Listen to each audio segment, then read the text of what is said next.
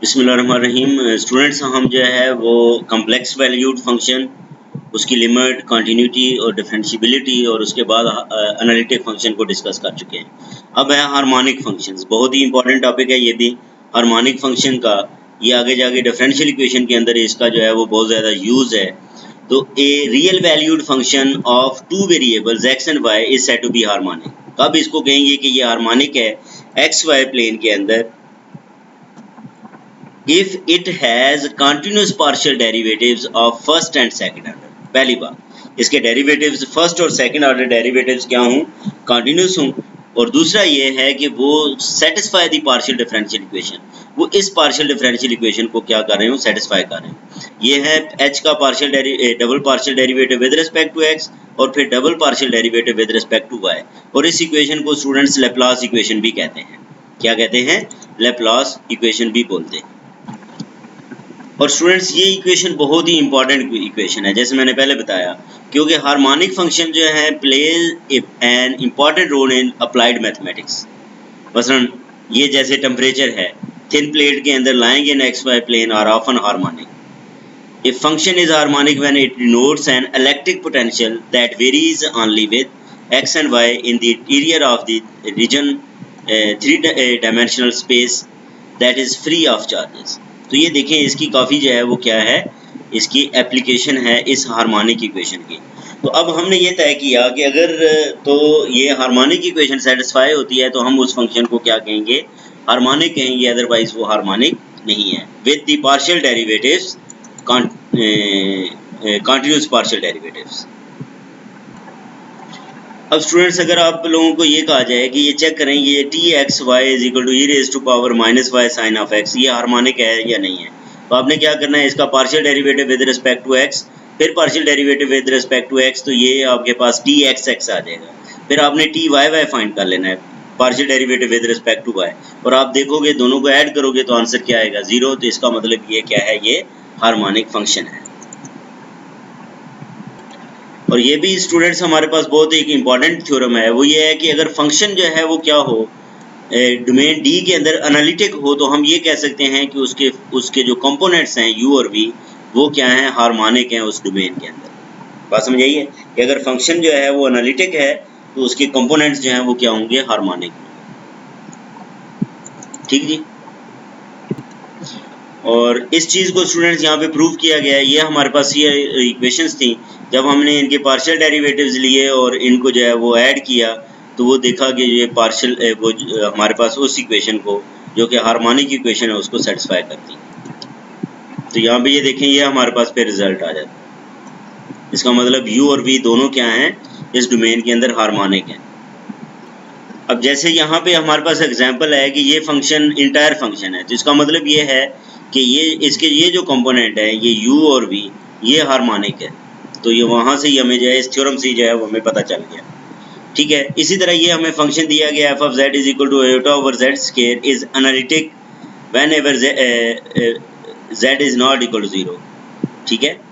Since, क्योंकि iota over z square को आप जो है वो इस फॉर्म में लिखें, ये सारी कैलकुलेशंस ही हैं, तो ये वाली फॉर्म जो है वो बन सकती है।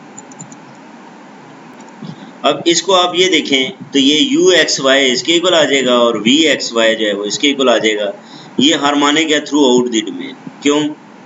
कि ये ओरिजिन को दैट डज नॉट कंटेन, सिर्फ ये है कि ओरिजिन के अलावा ओरिजिन जो है वो कंटेन नहीं होगी। ठीक है जी। अच्छा, इसके बाद ये एक डेफिनेशन है harmonic conjugate of u। Harmonic conjugate क्या होता है? मसलन आपके पास दो फंक्शंस हैं, ये जो u और v है ये हार्मोनिक हैं, और उनके फर्स्ट ऑर्डर पार्शियल डेरिवेटिव्स जो है satisfy the C R equations, वो सी आर इक्वेशंस को सेटिस्फाई भी करते हैं। तो हम ये कह सकते हैं कि v जो है वो फिर क्या है? u का हार्मोनिक कॉन्जुगेट है, और u v का क्या है? हार्मोनिक कॉन्जुगेट है। ये स्टूडेंट्स हमारे पास एक थ्योरम है। थ्योरम क्या है? कि ये आपके पास एक फंक्शन है और ये एनालिटिक फंक्शन है डोमेन डी के अंदर। कब होगा ये analytic? If v is harmonic conjugate of u। अगर v harmonic conjugate of u है तो हम कह सकते हैं कि वो एनालिटिक है। एनालिटिक है तो हम कह सकते हैं v is a harmonic conjugate of u। अच्छा, फिर स्टूडेंट्स आप जो है वो हार्मोनिक कॉन्जुगेट जो है वो फाइंड करना भी आ सकता है। तो आप लोगों को पता होना चाहिए कि हार्मोनिक कॉन्जुगेट कैसे फाइंड करेंगे। ये फ़र्ज़ करें आप लोगों के पास फंक्शन है u(x, y), ठीक है, और हम इसका क्या फाइंड करना चाहते हैं, हार्मोनिक कॉन्जुगेट फाइंड करना चाहते हैं।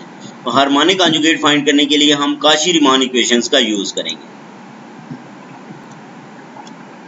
ये स्टूडेंट्स हमारे पास काशी-रीमान इक्वेशंस हैं, u(x) = v(y) और u(y) तो डेफिनेटली u हमारे पास मौजूद है, उसका हम partial derivative with respect to x भी फाइंड कर लेंगे, partial derivative with respect to y भी फाइंड कर लेंगे, और वहाँ से हम जो है वो इक्वेशंस लिख सकते हैं, और उन इक्वेशंस के पार्शियल डेरिवेटिव्स हैं।